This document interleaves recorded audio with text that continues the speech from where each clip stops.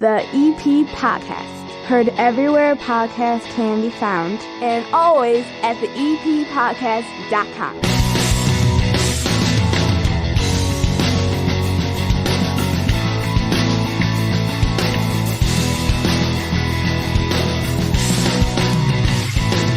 And belly on up to the 9-foot homemade oak bar. Pour yourself a cold one. My name is Chris. That's Hannah over there. And this is the EP Podcast. 30 minutes of good in a world of dumb that is for Evergreen Park and the surrounding area. And on this episode, we're going to be talking with the new owner of Porter Cullens. I'm also going on a field trip this week, and I'm kind of excited about it because I used to not be able to do those. This episode of the EP Podcast is brought to you proudly by the First National Bank of Evergreen Park. 4% APY statement savings special over there. And after my son Nicholas made his first communion this past weekend, and congratulations to him and all the first communicants at all the area's schools over the weekend, he has a bunch of money sitting on my dresser, and I have to put it into a bank. So I'll be heading down to 95th and Pulaski, and I will be getting a junior savers account. Your child's bright financial future starts with learning good money habits early in life. Help them get ahead with a junior savers account from the First National Bank of Evergreen Park. Kids earn interest on every dollar they deposit, so they get to watch their money grow. Show your kids how fun and rewarding saving can be and set them up for success. Now, there's no minimum deposit to open, and this kid's got checks, he's got cash, he's very excited about it, and if I just give it to him, it's going to disappear. And if it stays on my dresser, I'm going to just spend it myself. So I've got to get it into the bank. So at some point this week, you will see me and little Nicholas sitting over there at 95th and Pulaski getting a junior savers account. This episode and every episode of the EP Podcast originates on a Monday on demand anywhere podcasts can be found, and always at theeppodcast.com. You can listen on Monday. You can listen on any day. It's on demand. It's like Netflix for radio. That's what a podcast is, but you know that. We're also dabbling in live streams, a video live stream from the 9-foot homemade oak bar of the EP Podcast each and every Thursday night from 8 to 9 p.m. As of now, it's carried on YouTube as a live show, also on Facebook if you follow our Facebook page, and through our Twitter page as well. If you're on Facebook or YouTube, you can leave comments in the margins of the show and we can read them on the air. You can also see the link that we put out, and then you, the listener, can join us on the show. We've heard so much about Hannah's dating life. This interaction happened on the last live broadcast this past Thursday when one of her guys got on the line and explained to us how he met Hannah.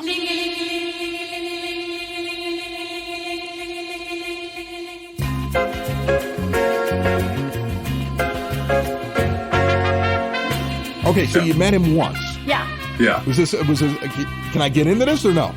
Yeah, absolutely. No, I'm looking at her because she's not sure.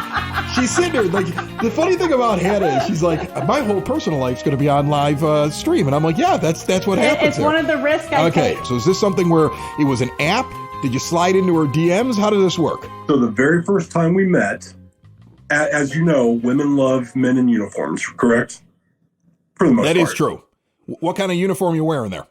My McDonald's uniform. Awesome. I was working, I worked the second window of the local McDonald's, and she came through the drive-thru, and she was very beautiful, and I'm like, I'm going to give this woman some extra fries in her bag. Right then and there, boom, got her. Hook, line, and sinker. Hold on a second. Let me get this straight. Hold on. I just want to make sure this is a real thing. You're Absolutely. working the McDonald's. You see a hottie come through the McDonald's, you throw extra fries. How often do you throw extra fries? And is there a certain level? Like, if she's an 8, she gets fries. If she's a 9, she gets like an apple pie. How does it work? Well, I mean, it really depends on what we have going on, how busy we are. It's a very busy location. Okay. All right. So sometimes it's an apple pie. If our ice cream machine is working, maybe I'll slide in some ice cream, depending. So we met that way. And instantly she's like, oh my God, I just need to connect with this guy. So I was like, hey, Hannah, I'm about to go to my second job. So why don't you come over there and we can hang out, we can talk. Because McDonald's, the second window of McDonald's is obviously my first job.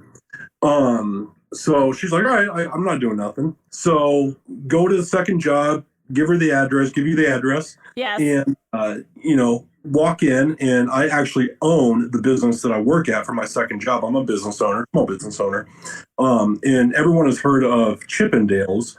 So I own the business it's called Chunkendales. It's for a little bit heavier guys with dad bods. Same premise though. And, This is so not true. Incredible story. Rich and compelling.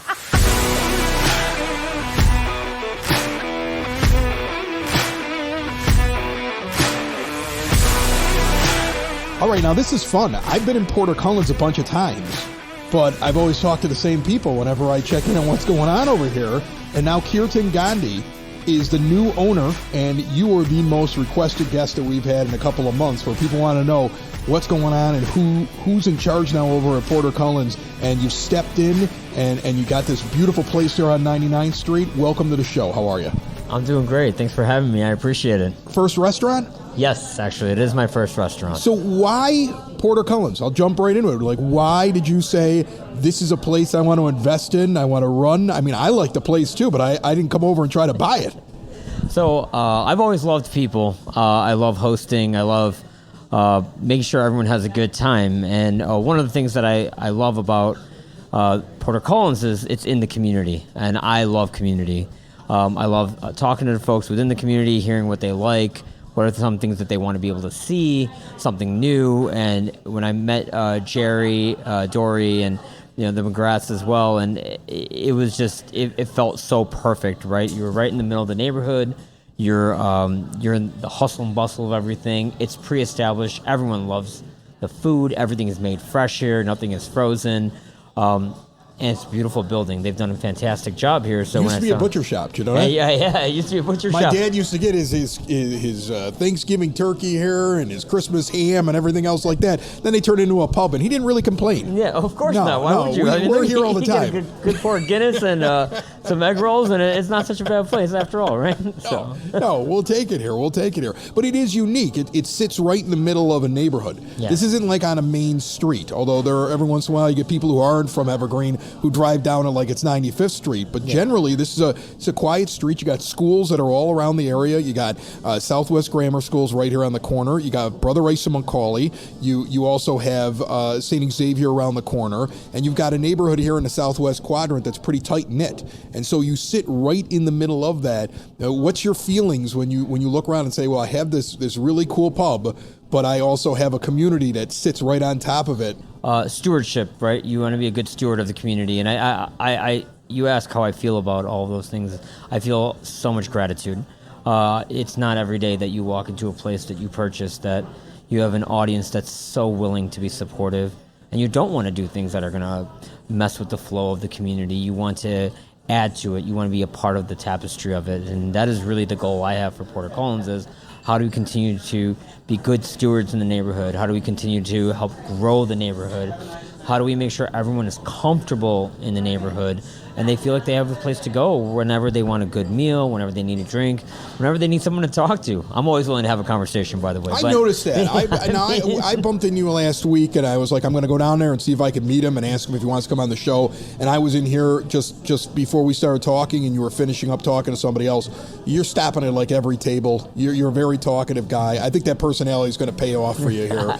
But I mean, like, it's been a thing that's worked fairly well in the neighborhood, but you seem like you have some ideas. So what's your immediate plans right now? I noticed we have different chairs in here. That's the first thing I saw. Yeah, I got some new chairs in here. The red chairs were a staple here for a long time, but I wanted to give a little bit of a softer cushion just so, you feel comfortable. They're comfy. Yeah, there you go. Comfy.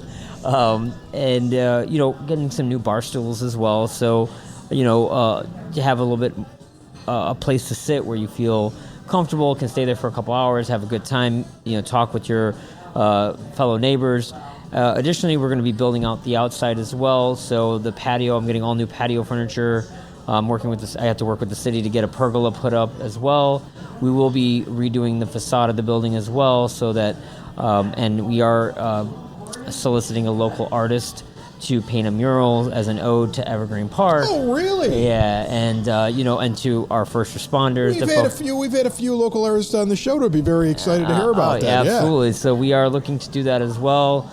with an ode to the community, an ode to the community members, to the Irish heritage of Porter Cullens, our collective American community as well for the United States. So we're going to try to embody all of those things. So again, this is not my bar. This is our bar. It is our community bar, and I want it very much to feel that way when folks come in here. And like you said, I like to have conversations with people because I'm on an ever-long quest to learn from everyone else, because everyone shares a different experience, and it's awesome. And I love that part of it, and that kind of led me to purchasing Porter Cullens and being in this industry altogether from my previous career, is that I just want to talk to folks and hear their stories and hear what wisdom they can bestow upon me. So I'm very, very fortunate to that end. What are we trying here? I want to make sure that if you're on the YouTube channel, you'll be able to see it. I've had this before here, but this is the what? These are the Irish eggs. Irish eggs. And they're spectacular. I'm gonna try one, of course, in front of everybody. You told me you couldn't have one. You're vegetarian. I am vegetarian. I am a Is that an odd thing to run a restaurant and you don't eat all of the food in the restaurant? I don't eat all of the food, but I do have many taste testers come in and make sure. I'll be a taste tester. There you go. All right. Many of my friends have come in and tried the food, particularly before I purchased the place, to make sure that they enjoyed it as well. So you said Irish heritage. My last name's Italian. Okay. But I do have some Irish heritage. Gandhi doesn't seem like it's an Irish name. So why an Irish pub? Well, so I've been to Ireland a couple of times, and I think whether you're Irish or I'm Indian by background, but warmth of culture transcends boundaries, right? Transcends borders, and I think that Irish culture is a very warm culture, a very welcoming culture. And I think that's the same for Indian culture, American culture, and I think we just happen to be fortunate in that this is an Irish pub in an Irish neighborhood, and why not, balloon that idea even further? Because the ideas of community and warmth they transcend borders, right? So that's why I love it, and I love the fact that I love Ireland, and I love having Guinness, so it all works out for me. I love this. You're Indian, and you go to Ireland. You're like, no, I love Ireland. No. Ireland's my deal. I'm gonna buy an Irish pub on the south side of Chicago. And you just call me Kirtan Gandhi, and we're right there. We're all good and ready to go. That's awesome. By the way, this place is packed on St. Patrick's Day, and that whole time. Were you around getting ready for the sale? Oh, I had heard about it, and I had not actually come in that day. But as I talked to the previous owners, they did mention to me that it was jam-packed. The Lanuti family had a table right over here for at least 8 hours. Yeah, there you go. Like, we were just never leaving. Kids come walking in and stuff like that. I would imagine you want to keep that kind of a vibe, because I know when I'm up here in the afternoon having something to eat, they come walking back, especially my high school kids, but even the grammar school guy coming back with his backpack, jumps in here with his buddies, has something to eat. Of course. Everyone is welcome here. We want everyone to feel welcome. Like I said, this is your bar. It's the community bar, and I want to keep it that way. So anyone and everyone is welcome to come in here, and I want to keep that vibe. I want families to feel welcome here, and and if you're here just in the late evening and want to have a pint and talk to your neighbors, you're more than welcome for that as well. I know one of the things that they were real big on was their pours of Guinness. Yeah. Like Guinness Corporation had been out here. They trained their staff. They brought some of them to Ireland. You may be a vegetarian, but I see that you poured yourself one. Yeah, I did. So you do enjoy a Guinness from time to time. Absolutely. I'll cheers you on that. Yeah, absolutely. So, how important is it then? Like, is that something that you'll kind of keep up, the idea of there's a specific way to pour this and keep, if we're going to serve this, we're going to serve it the right way? If we're going to do it right. Have pride in the product, have pride in your work, and it should stay at the highest quality, and that is something we will stand by.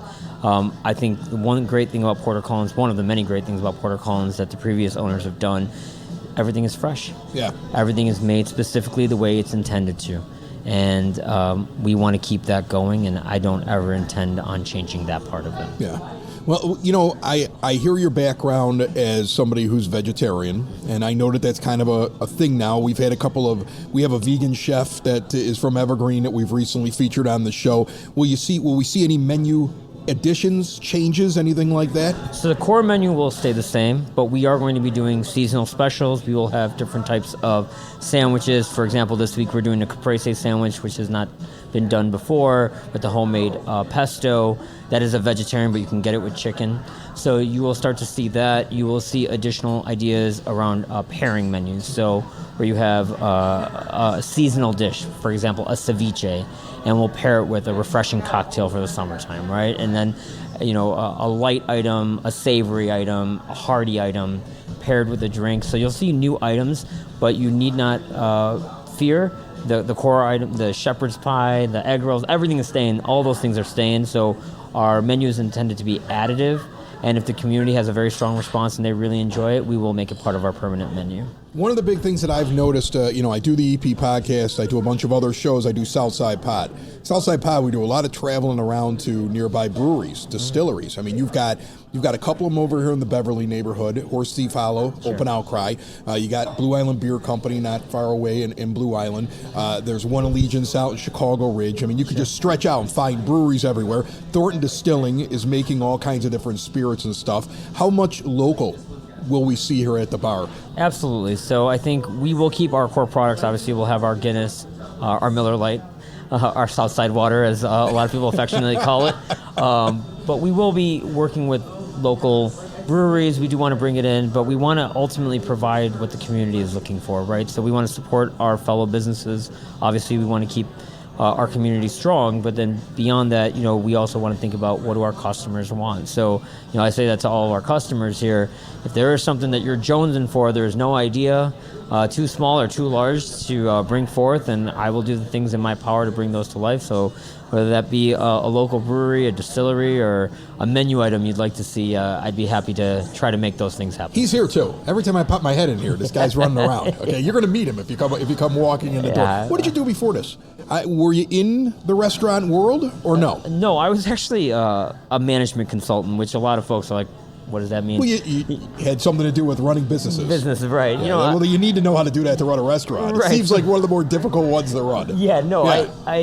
I worked with a lot of Fortune 500 companies. If you've seen Office Space, you can call me one of the Bobs. From that, I was kind of that kind of guy, right? Like going in, an efficiency expert, if you will. But, my job was really to help companies that were going through mergers and acquisitions or looking to expand. And that was my previous career for 16 years. And then I went into day trading for a bit. I do that on the side, and now I have Porter Cullens. So it's kind of been an interesting journey to bring me here. Kirtan, first of all, congratulations. Thank you so much. You're much. living a dream that I think most of us always had, that we're going to buy a bar. Yeah. But you're doing it. I'm so excited. I wish you luck, because I know you're excited, but I would imagine you're a little like, ooh, let's see if this works out. With this kind of community behind me, I always say the only thing I have to do is just not screw it up. Listen, it's a good neighborhood. You support it, it'll support you. I'm sure of it. Absolutely. I'm sure of it. Well, thank you so much for having me over here and for this beautiful Irish egg. I'll show one more time for the YouTube followers. You can see the one piece that I already ate. I'm going to have to finish the rest of it here. And cheers, my friend. Cheers. Building relationships, supporting the community, and service. These are the things that Country Financial stands for. They're more than just an office you may pass by as you drive through Evergreen Park. They're neighbors who lend a helping hand and support the fabric of your community, including charitable organizations, sports, financial education, and civic organizations.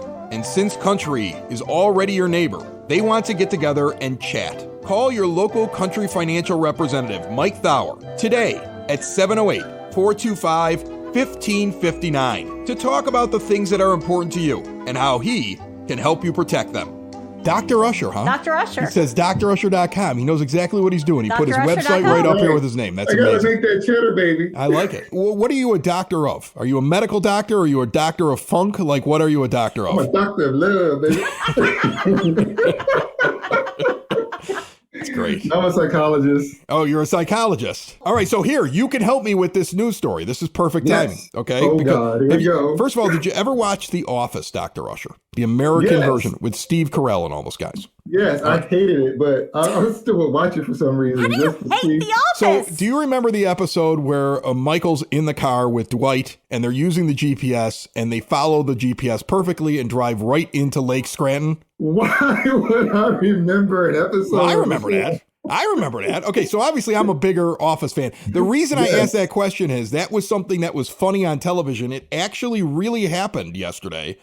A man and woman on vacation in Hawaii following their GPS went and drove off of a boat launch into the ocean Wait, and what? had to be rescued from their rental car as they floated out into the Pacific Ocean and started singing. Oh my God. Okay, So you're a doctor. I don't know like, how blunt I can be on a show like this. you listen. You go nuts, and then I'll just apologize later. Just don't that's get. something that white people would do, man. I'm sorry.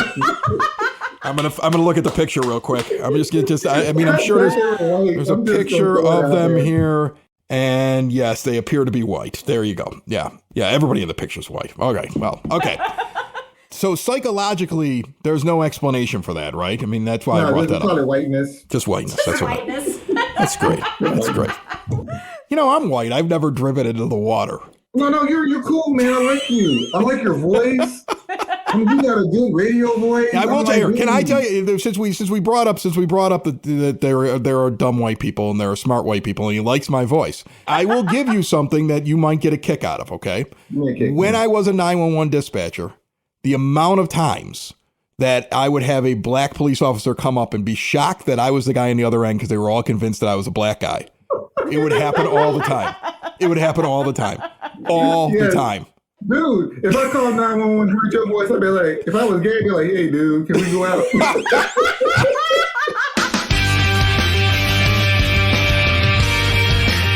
I think the interactions with callers on the new live show on Thursday nights, kicking off at 8 p.m. each and every Thursday through YouTube and also on Facebook and Twitter. Just follow the EP podcast on one or all of those formats. I think that when we get people on and we just start talking with people, it's the most fun. It brings me back a little bit to when I used to get to do live radio. I've also realized that show has to be completely different from this show. Like, I may play highlights from time to time from it, but that's a completely different show. So, if you like the EP podcast, you want to stay local, you want to kind of interact with us, you want to see your neighbors, you want to be seen, check that thing out live each and every Thursday now. The EP podcast goes live at 8 p.m. I had to go down to 555 West Harrison recently. For those that don't know what that is, that's a courtroom or a courthouse that basically has some of the roughest cases in it. It's mostly domestic violence. It's people getting orders of protection. I was down there to help somebody else out, but I observed something that was just absolutely crazy down there. Now, the first thing you notice when you go into this building is that basically the entire courtroom is women. Okay. These are all women who are in these very dangerous relationships, who have had to build up like a lot of nerve to come in and ask for help from the courts. Right. Okay. It's scary. I can imagine how scary that is. We're sitting there with it, but that's what it is. The thing that struck me, though, that was crazy is that you have these people who have been battered, attacked, harmed, intimidated, frightened, have to build up enough to just go down there and go do it. Because when you're in that kind of a situation, it's very difficult to get out of that situation. And I used to have to study it when I was a 911 dispatcher. We go to specific things about domestic incidents and things like that. You have these people and they're going down there. Now, this is only a couple of weeks ago. That building is the only building that I have been in a year. I mean, maybe it's less, but I mean, it seems like it's been a long time, where there's a requirement where they have to put a mask on when they walk in. But the crazy thing, it just ended. Okay, so they just took this away. But when we went a couple weeks ago, it was still going on. The crazy thing was, though, that while they have guards telling them to keep their mask on, court people telling them to keep their mask on, people walking around and making announcements constantly like the pandemic just started, yelling at them. Terrible. We took an elevator ride and a woman was yelling at everybody in the elevator. When you walk into the judge's chambers, you better have it on and it better be over your nose and blah, blah, blah. Well, you walk into the judge's chambers and the judge doesn't have one on. The stenographer doesn't have one on. The lawyers don't have one on. In fact, all the state's attorneys don't have one on. Nobody's wearing one except for the poor battered women that are in the room. Chris, that's terrible. It was terrible. I sat there and watched this and I was absolutely amazed by the way that people didn't understand how horrible that was. So essentially what you do is you have all of these women that were coming down the court who have gone through these horrible, awful things, right? And they're being yelled at as they're trying to get their orders to protect themselves. Yes. Because they don't have their cloth over their face properly at a time when this is already over. and nobody else is Even the wearing them. president declared it's Meanwhile, over. half the courts, or half of the actual deputies with the guns on their hips don't wear one. All the state's attorneys didn't have them on. The judges didn't have them on. Everybody, they got to go stand in front of them. I watched a girl try to speak through her mask, and the judge yelled at her that she wasn't talking loud enough through her mask while she's describing how she was assaulted by some man and she needs help from the court, while the judge didn't wear one, yelling at her that she needs to speak up because she has to keep hers on. Chris, this is terrible. It's a real thing that I actually witnessed at 555 West Harrison just a couple of weeks ago. Horrible. And the thing is, like you would never know it unless you went down there. It's absolutely horrible. Think about it. I'm a judge, and so I deserve to be able to tell you to do anything because this is my courtroom. I'm going to make you, this person who's been battered and attacked, who's coming and asking for help, do something that I won't do myself. And then I'm going to stand over you, and I'm going to yell at you for not talking loud enough through the thing I'm forcing you to do. And that was a real thing that I witnessed just a couple of weeks ago. Chris, that's horrible. Nobody's talking about it. Like, what could they do? Is it a Cook County order? Is it a government order? But here's the funny thing. If it was, right, then the people who are in charge should also be following the order. And what they're doing is they're saying, we don't need to follow it. You do. That's a power trip. And they're doing it. That's exactly right. They're putting a power trip on somebody. That's been through who trauma. Feels powerless. Yes. Because they've been traumatized so Chris, terribly that they've shown terrible. up. It's a real thing. I should call that into people I know in the news. There you go, Hannah. I gave you something. You gave me something. I gave you a news tidbit right there. I'm going to call this in. There you go. Hannah's calling it in now. I'm calling it in. I got connections. I still got them. If you've been injured at work, then you need someone who will fight for the care and compensation you deserve. The insurance companies will look out for themselves and their bottom lines, not you. I'm Matthew Coleman, partner and head of the work injury department at the law offices of Parenti and Norm. My team and I have the experience, dedication, and proven results it takes to fight for your rights. Call or text me today at 312-641-5926 or visit us on the web at pninjurylaw.com.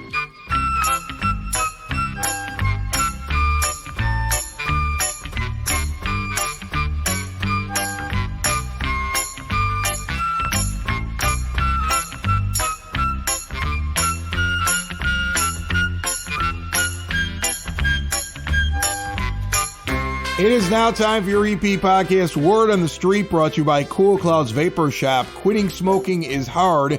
Cool Clouds wants to give you an alternative. Full Taster Bar, great CBD products, right there on the northeast corner of 95th and Kedzie.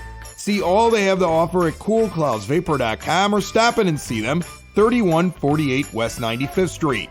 The Village of Evergreen Park Public Works Department is hiring several hard-working and energetic laborers for temporary summer employment. Position is limited to working hours between May and August, and you will be responsible for a variety of manual labor projects for the Public Works Department. Go to the Village website to learn more. The Farmers Market has returned. Hannah and I are actually thinking about going there this Thursday. May's theme is all things spring. Check out vendors with spring plants and flowers. Market is open every Thursday through October the 26th from 8 a.m. until 1 p.m. at Yukich Field, 89th and Kedzie. You have any questions, OCS is who you call, 708-422-8776. The Recreation Department is having a summer dance camp. In fact, several of them going to be at the Evergreen Park Senior Center at 9547 South Homan. It's open to kids 3 to 8. Assorted skill levels and fun themes, and they begin in mid-June. The entire Recreation Department program book is online on the Village website. It's got everything from Taekwondo to adult strength training, Tai Chi, adult paint and sip, kids arts and crafts, all of the summer day camps. If you have any questions, 708-229-3373. And the Great American Broadcast is coming this weekend. A fully staged old-time radio variety show put on by the Evergreen Park Candlelight Theater. Friday the 12th, Saturday the 13th, 7:30 p.m. shows, Evergreen Park Senior Center at 9547 South Homan Avenue. If you want to learn more about the broadcast, The last episode of the EP podcast had Glenn Panuski on talking all about it. It should be one heck of a show. Final segment brought to you by SidSauce.net. They grow the peppers in Evergreen Park. They bottle the sauces here. They deliver them to your door, a local business that makes the best hot sauces I've ever had. It's the only hot sauce we keep in our house. You can see all of the varieties and pick out some for yourself at a great price at SidSauce.net. I'm taking the kids on a field trip this week. Oh, nice. I'm going with my little guy to Brookfield Zoo. I got on as a chaperone because it's my birthday.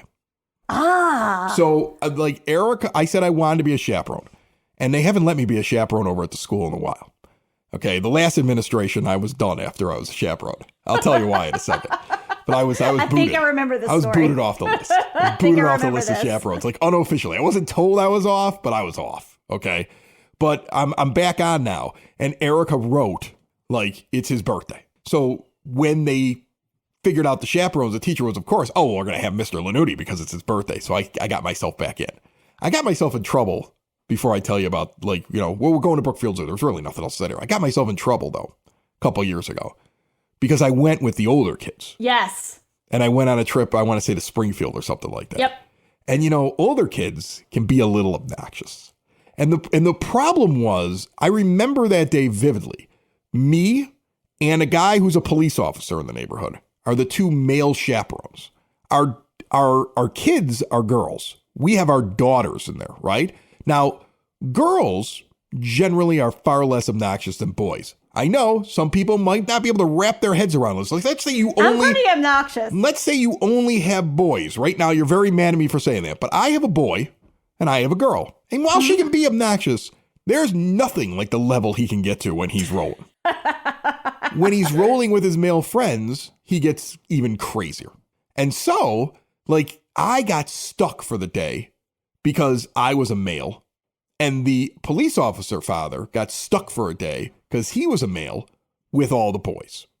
They were like, well, you could hang with the boy. None of these are my kids. So you spend the day watching somebody else's kids when you signed up for hanging with your kid on the trip to Springfield. Right. So it was a trying, vicious, awful. Vicious. It was. Because you know what? I can't yell. It's not my kid, right? We all like to say I'd love it to be back in the day. Back in the day, if you your kid if your kid got yelled at by the neighbor, you'd yell at your kid because he must have done something wrong because you trusted the neighbor. And you know what? I would react that way, but not everybody reacts that way, right? So you don't want to start laying into some kid who's acting up. You don't want to do that. You don't want to jump over because it ain't your kid. Right. The point is, I'm not supposed to be babysitting. The teachers are supposed to be babysitting, but the teachers are basically like, oh, we're done with these guys. You two, you're men. You'll be able to communicate with the young men. And we got stuck with kids that weren't ours. So at the end, I was pretty aggravated about the whole thing. And I think I made some joke about it on Facebook and people got upset about it. And that was the end of that. Wow. And it wasn't even a bad joke. It was just me basically sitting there saying, I don't really like hanging out with 7th grade boys. I mean, I don't know who does. Who does? Would you rather me write I love hanging out with 7th grade boys and I'm not related to it? I don't. That's really. That's kind of creepy. It's kind of creepy. It's kind of creepy. It's the EP podcast. All things Evergreen Park. It's the EP podcast. Evergreen Park.